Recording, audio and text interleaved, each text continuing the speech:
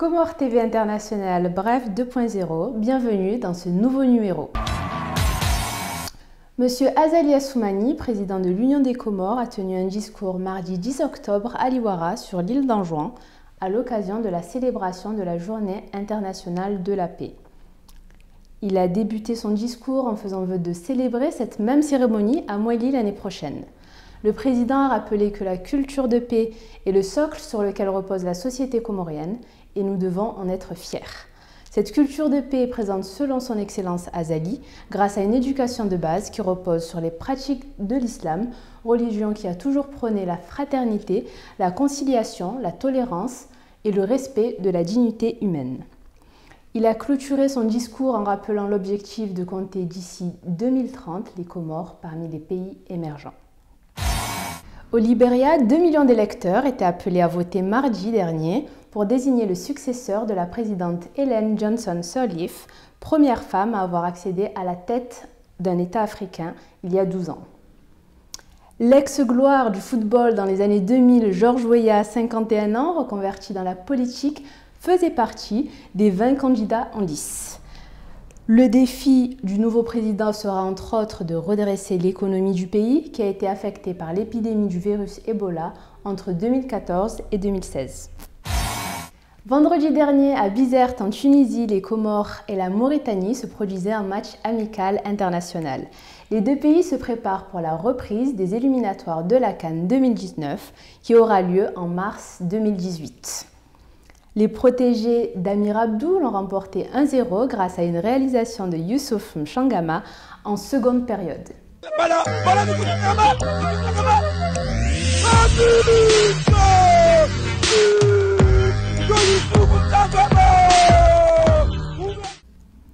A noter sur vos agendas, le prochain match pour les Salakantes contre Madagascar est prévu le 11 novembre à Paris. Le Nigeria est la première des 5 équipes africaines qualifiées pour la Coupe du Monde 2018 de football. Les Super Eagles ont décroché leur billet pour la Russie en s'imposant 1-0 contre les Zambiens le 7 octobre dernier. Quant à l'Égypte, absente en Coupe du Monde depuis 1990, elle a décroché sa place pour le Mondial 2018 grâce à un doublé de sa star Mohamed Salah dans les derniers instants de match contre le Congo dimanche. Score 2-1 pour l'Égypte. Ouais, Joe le magicien. Vous connaissez sûrement ce morceau.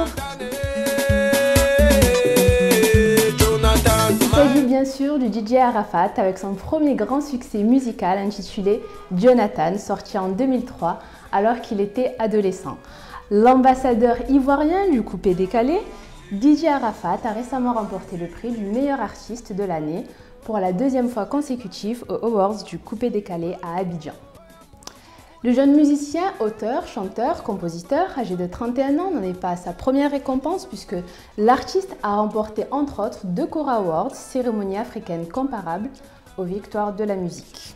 Le musicien a remporté durant cette cérémonie une voiture décapotable qui va de pair avec le prix et a annoncé une future collaboration avec Serge Beno, autre monstre sacré du coup. Cette jeune femme africaine a aussi 31 ans, il s'agit de Yasmine Agbaoupata. Doctorante béninoise en chimie minérale, elle a remporté face à une vingtaine de candidats issus de 15 pays le premier prix du concours international francophone Mathèse en 180 secondes qui s'est tenu à l'université de Liège en Belgique.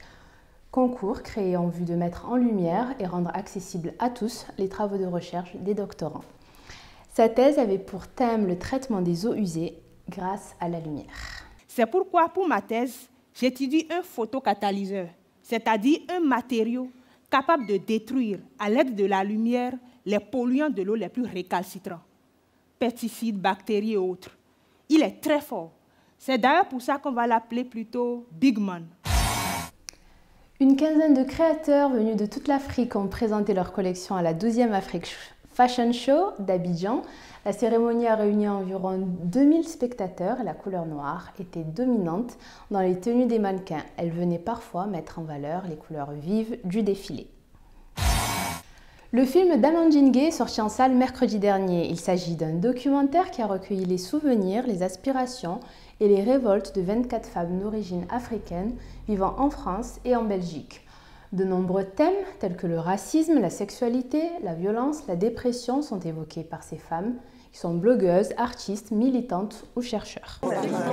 Le privilège de l'innocence de sa couleur de peau, c'est un peu... on aimerait tous l'avoir, mais bon. Si t'es noir, tu dois en faire 2 fois plus. Je voulais avoir les cheveux qui volaient au vent. Un film avec que des noirs, c'est du communautarisme, alors qu'un film avec que des blancs, bah, c'est un film. Mais vous venez d'où? Être solide et être debout, ça ne veut pas dire être insensible et être déshumanisé. On est arrivé à un stade où là, effectivement, il est temps peut-être qu'on prenne la parole et qu'on parle pas à notre place, en fait, finalement.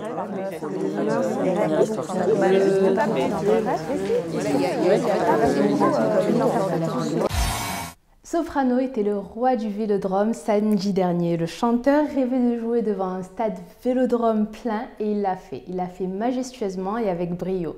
En tournée avec son 5e album, l'Everest, le chanteur marseillais a offert un spectacle grandiose au public présent au stade. Plus de 60 000 personnes ont fait le déplacement afin de venir l'applaudir et l'acclamer.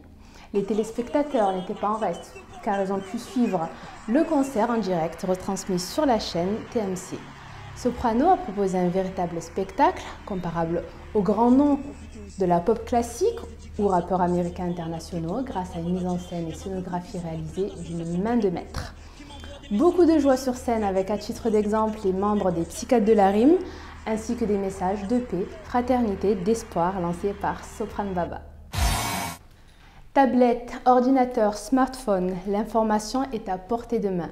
Restez connectés et à très bientôt sur CTI.